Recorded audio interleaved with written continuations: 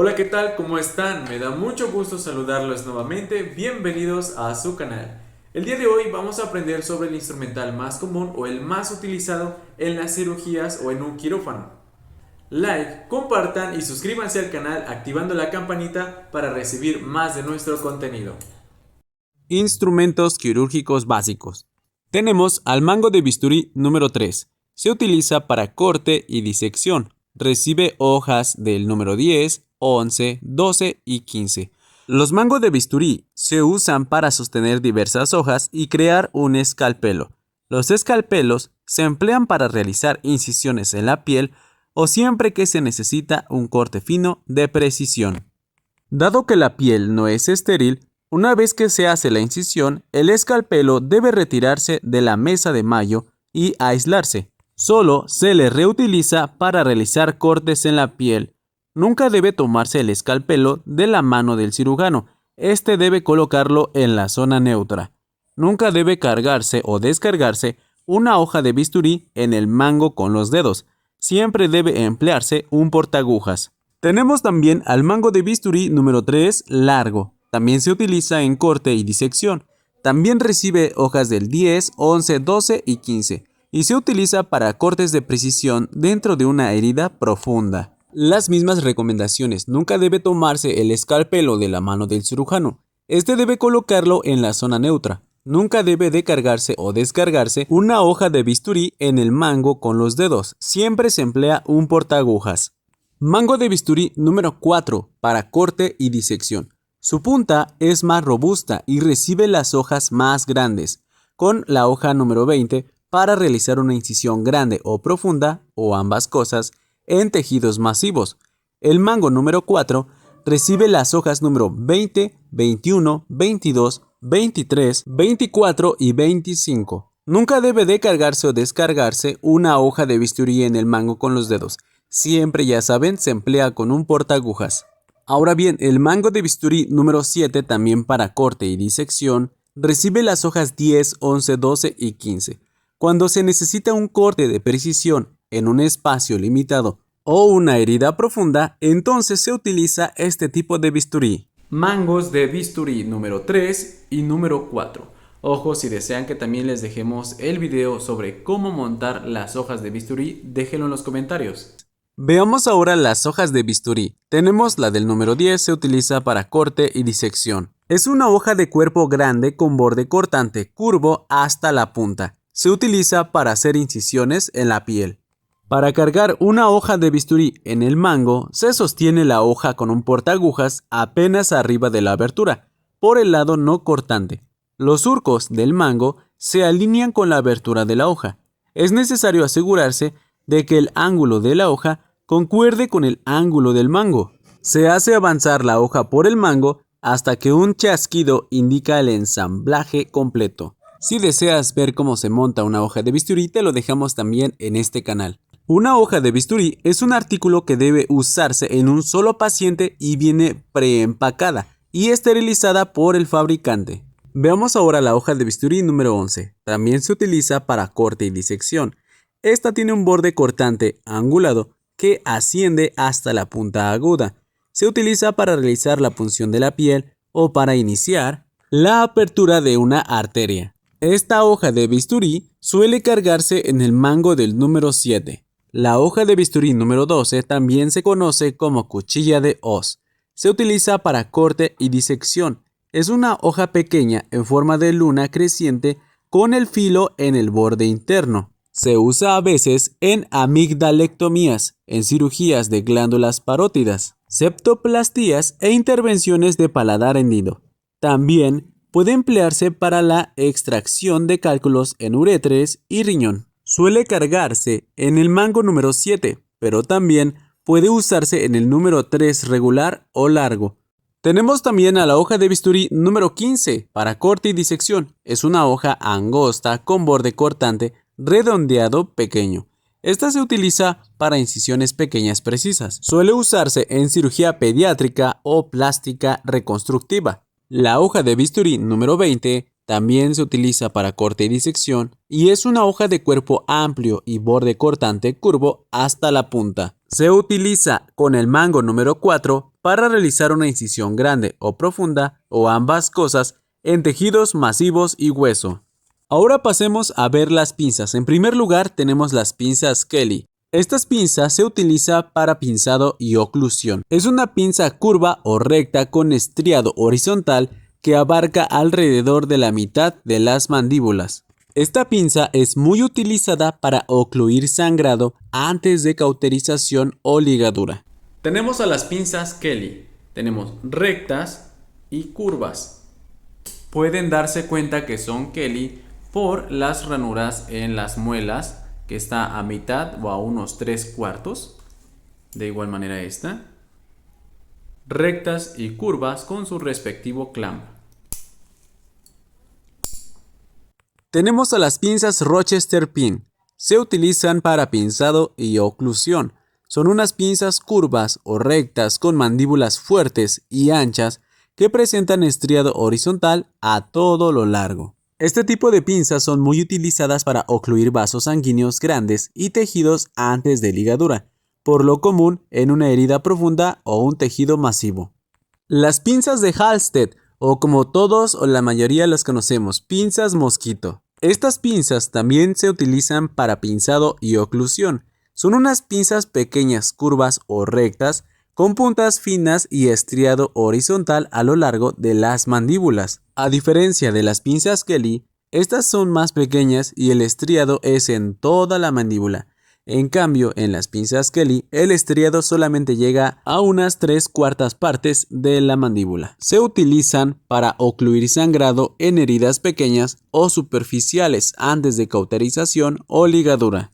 Se emplean con frecuencia para intervenciones delicadas o pequeñas, en sitios confinados, por ejemplo, cirugías plásticas, pediátricas, tiroideas y de mano. También se utilizan con protectores de sutura para tomar suturas delicadas de polipropileno en cirugías vasculares. Estas son las pinzas Mosco y pueden identificarlas por las ranuras que vienen desde el principio hasta la articulación de la tijera. Viene de igual manera con su clamp. Pinzas de Creel son pinzas hemostáticas. Se utilizan para pinzado y oclusión.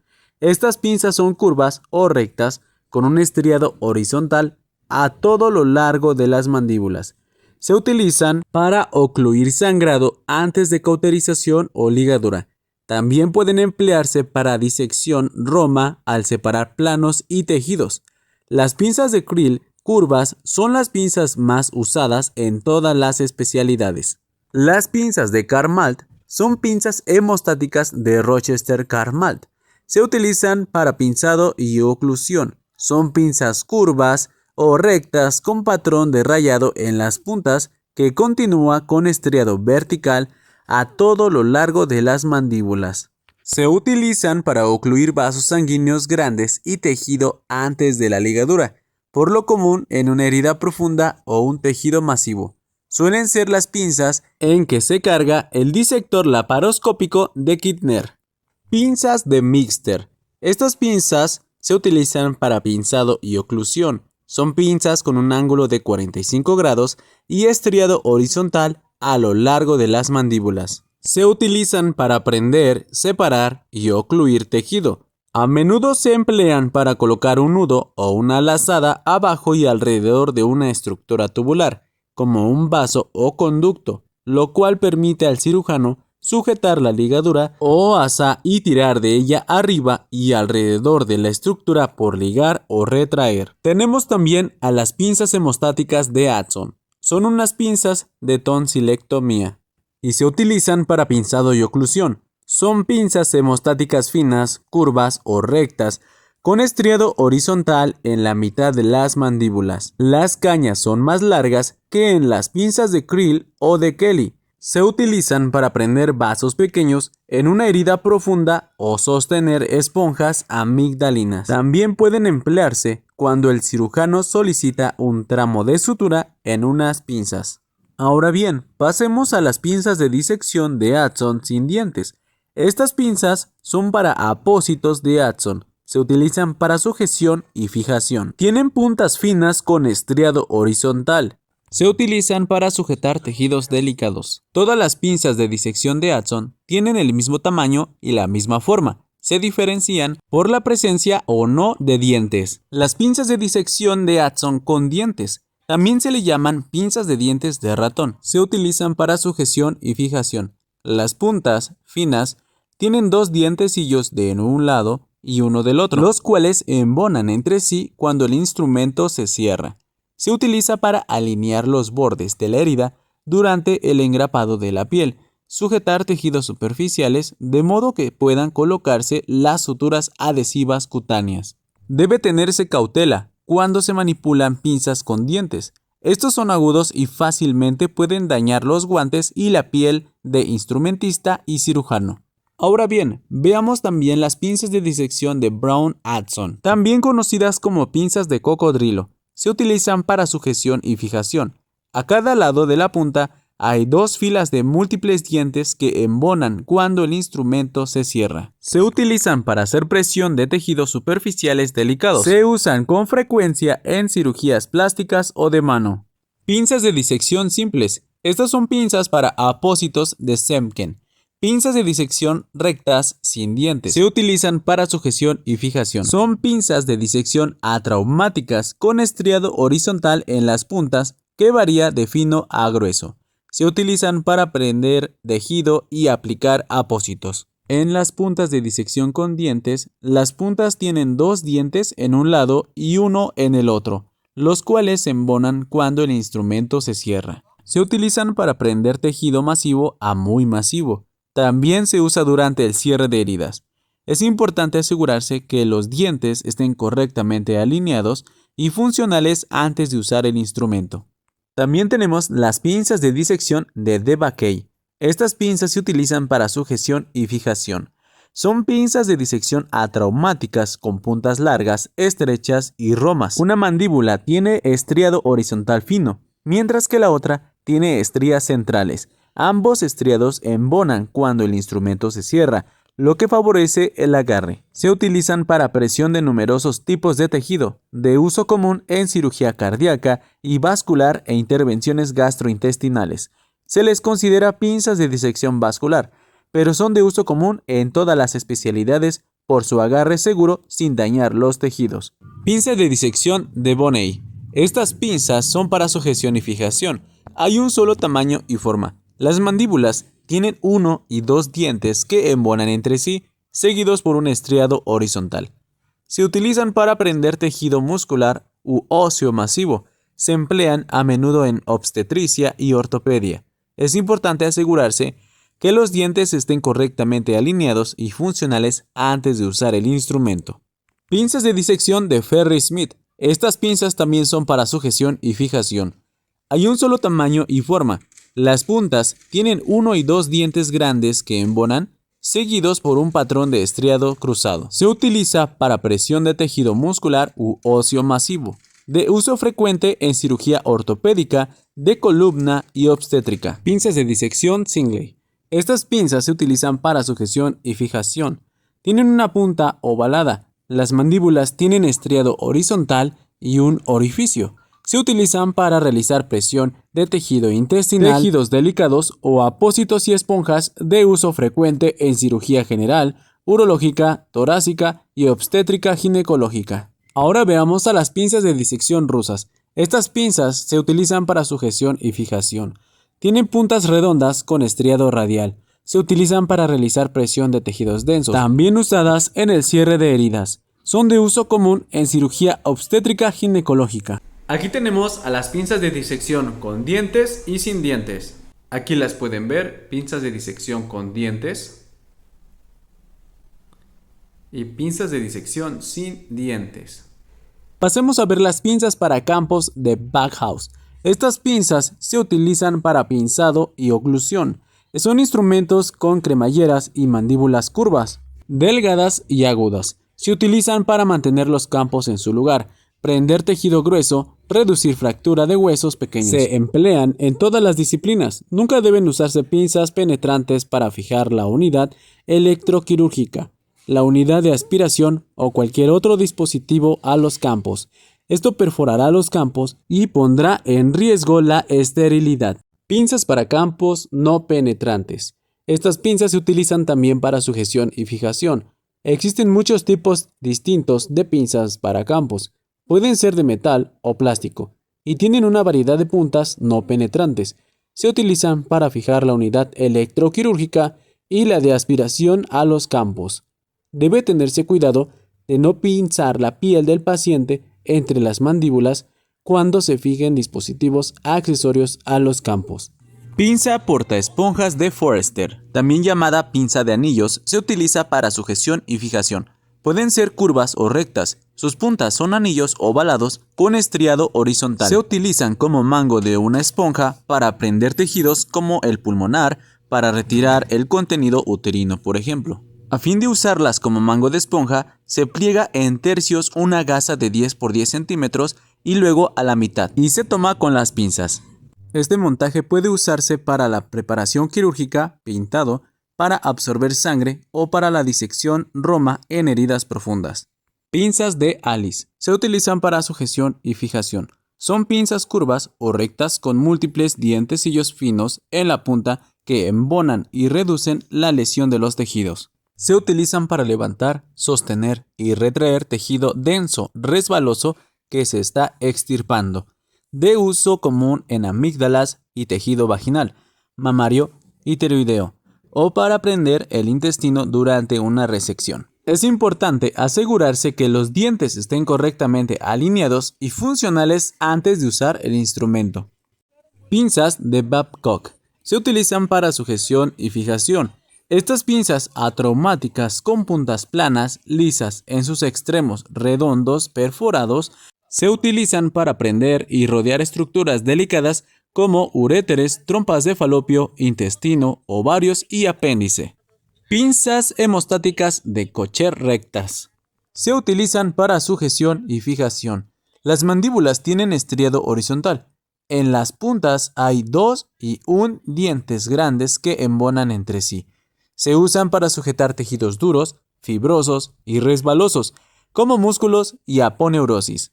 Es importante asegurarse de que los dientes estén correctamente alineados y que el instrumento funcione de manera correcta antes de usarlo. Ahora veamos un poco sobre tijeras. Vamos a ver las tijeras de Mayo rectas. Estas son tijeras de sutura para corte y disección. Son tijeras rectas, fuertes, con hojas rectas. Se utilizan para cortar material como suturas. Usar solo las puntas de las tijeras al cortar suturas. Rotarlas un poco para visualizar el nudo o la longitud apropiada del extremo de la sutura que permanecerá. También tenemos las tijeras de Mayo curvas. Se utilizan para corte y disección. Son fuertes para los tejidos. Son tijeras fuertes con hojas curvas y puntas romas o agudas, utilizadas para separar o aislar tejidos fibrosos masivos. Las tijeras de disección están diseñadas solo para cortar tejidos y nunca deben usarse para cortar otros materiales. El uso inapropiado de las tijeras embotará el filo de las hojas e impedirá el funcionamiento correcto. Estas son las tijeras de Mayo, exclusivamente utilizadas para corte de material como sutura. Tenemos presentación recta y tijeras curvas. Tijeras de Metzenbau curvas y rectas. Estas son tijeras de disección largas, para corte y disección. Son tijeras largas y delgadas con hojas curvas o rectas y puntas roma o agudas. Se utilizan para separar y aislar tejidos delicados. Las tijeras de disección están diseñadas solo para cortar tejidos y nunca deben usarse para cortar sutura u otros materiales. El uso inapropiado de las tijeras embotará el filo de las hojas e impedirá el funcionamiento correcto. Las tijeras para vendajes de Lister. Estas son tijeras de vendaje también llamadas tijeras de botón. Se utilizan para corte y disección. Son tijeras Roma anguladas en las cuales la hoja inferior tiene punta aplanada lisa. Se utiliza para cortar apósitos, campos y otros materiales. La punta aplanada permite colocar estas tijeras abajo de apósitos o campos, también vendas, y cortar el material sin dañar al paciente. También tenemos a las tijeras para alambre. Se utilizan para corte y disección. Son tijeras anguladas con estriado fino en las hojas y una muesca circular en el interior de las hojas. Se utilizan para cortar alambre de calibre pequeño y sutura. El estriado facilita la aprehensión del material que se corta. Cuando el alambre se coloca en la muesca, es posible ejercer presión adicional para cortar alambre de mayor calibre. Mango de bisturí de Beaver. Es para corte y disección. Es un mango recto de corte redondo con punta esférica que se atornilla dentro del mango para apretar la hoja y mantenerla en su sitio. Se utiliza cuando se requiere un corte de precisión en un espacio estrecho o cuando se incide una estructura pequeña.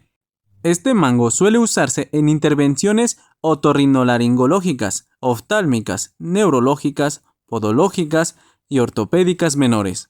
La punta tiene una ranura que recibe la hoja. Cuando se atornilla en el mango, aprieta la hoja. Se dispone de muchas hojas diseñadas para intervenciones específicas. Separador de Parker. Se utiliza para retracción y exposición. Es un separador manual doble con una fenestración ovalada en el mango y una curva lateral hasta la pala en cada extremo. Un extremo es más largo que el otro, de modo que puede colocarse más profundamente en la herida. Se utiliza para retracción de incisiones superficiales pequeñas a fin de tener una mejor exposición. Tenemos al separador de Ouellet. Se utiliza para retracción y exposición.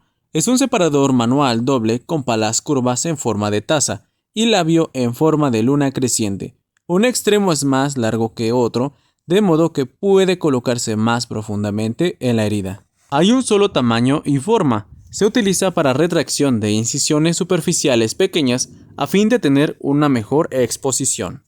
Los separadores de Farabeu, que son de los más comunes en la cirugía. Espátula maleable. Se utiliza como separador de cinta y también para retracción y exposición. Es un separador manual plano y liso formado por una placa metálica con los extremos redondeados. Se expende en distintas longitudes y anchuras. Se utiliza para retracción de intestinos y otros órganos en una herida. Puede doblarse o moldearse según lo requiera el uso. Separador de Volkmann. Se utiliza para retracción y exposición. Tiene de 2 a 6 garras romas o agudas. El mango presenta una abertura en forma de gota. Se utiliza para retracción superficial de los bordes de una herida. Suele expenderse en pares. Siempre debe extenderse al cirujano con las garras agudas hacia abajo. Separador de Murphy. Es un separador que se utiliza para retracción y exposición.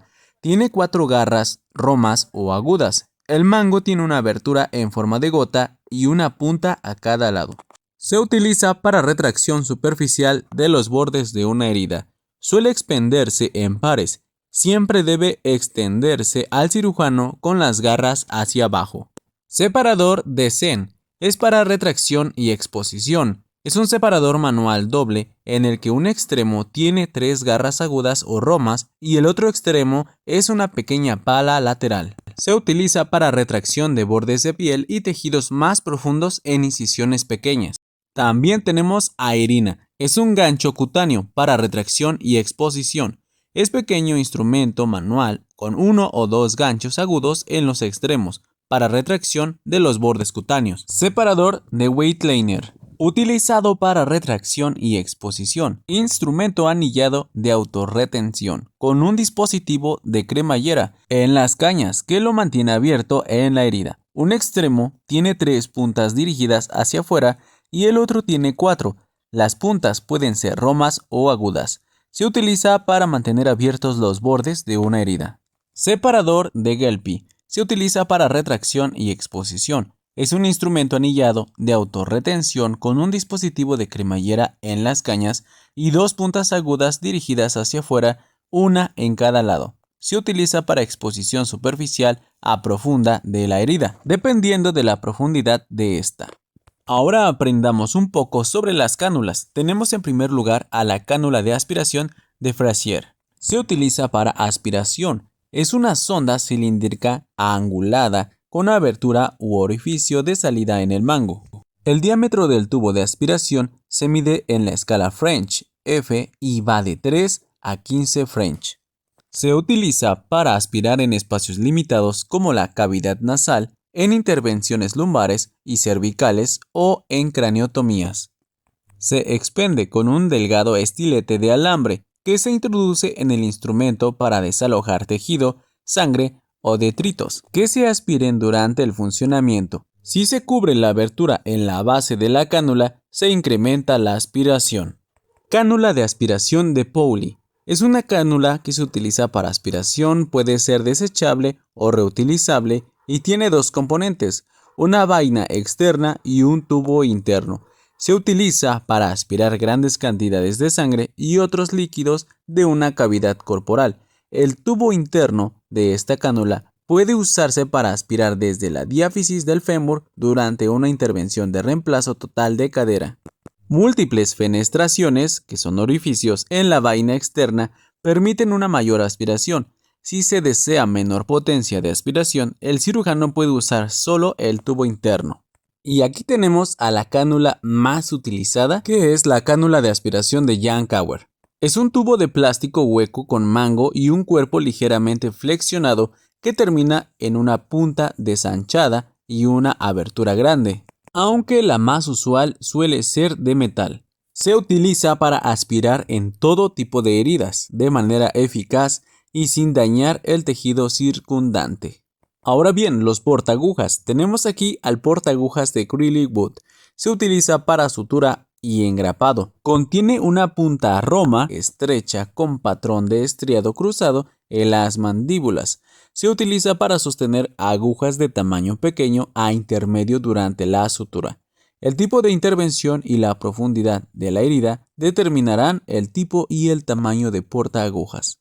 Uno de los portaagujas más utilizados, el portaagujas de Mayo-Hilger, se utiliza para sutura y engrapado.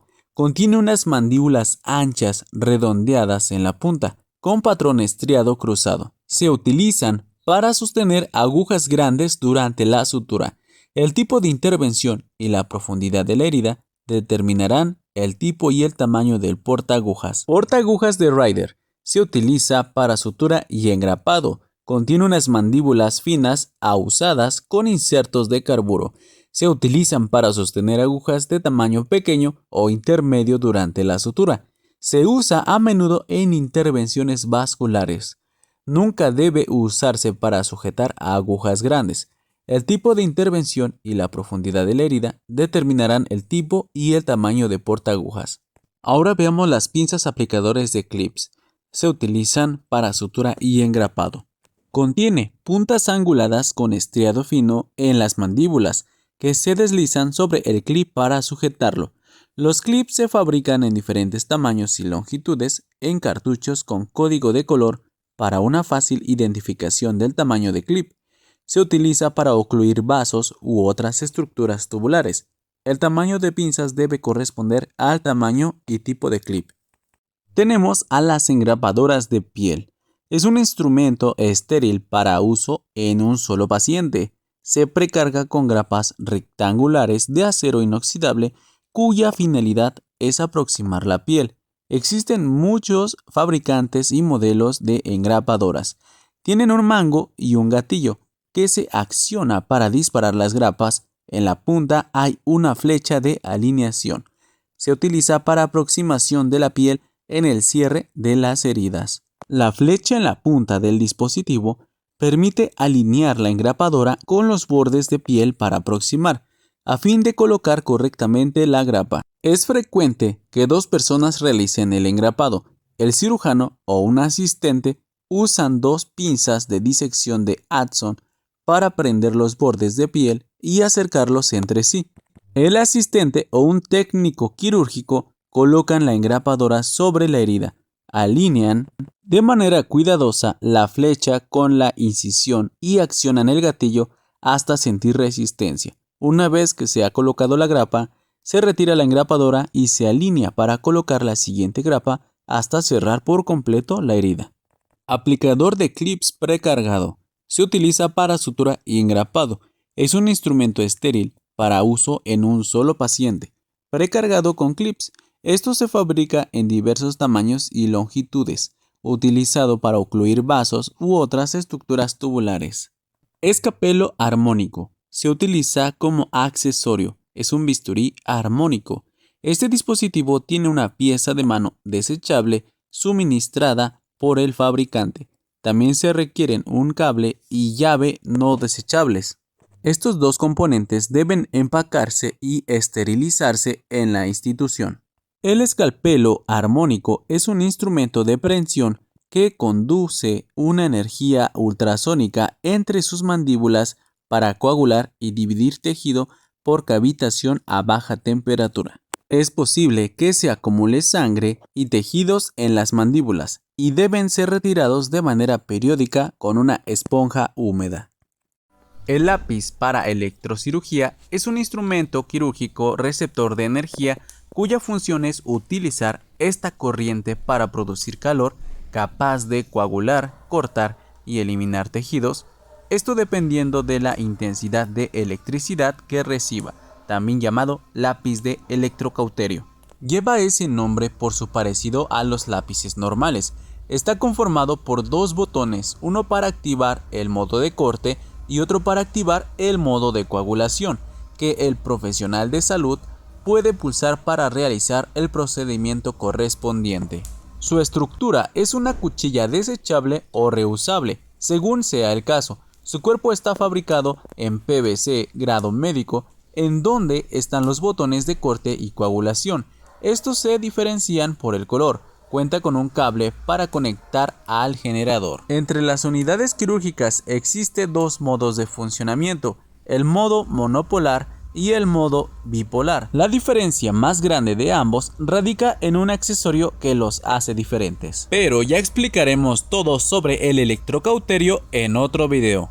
Esto que tenemos aquí es la placa de electrocauterio. Es indicado para actuar como polo pasivo de electrocirugía, permitiendo que la energía retorne a la consola con el propósito de evitar lesiones en la piel del paciente. Ya aprenderemos a conectarlo al equipo. Es importante mencionar que antes de colocarla debemos de asegurarnos que el paciente no está mojado, no está húmedo, ya que podemos provocarle una severa quemadura al paciente. Esto para optimizar espacios y prevenir accidentes. Like y suscríbanse si quieren aprender más sobre quirúrgica.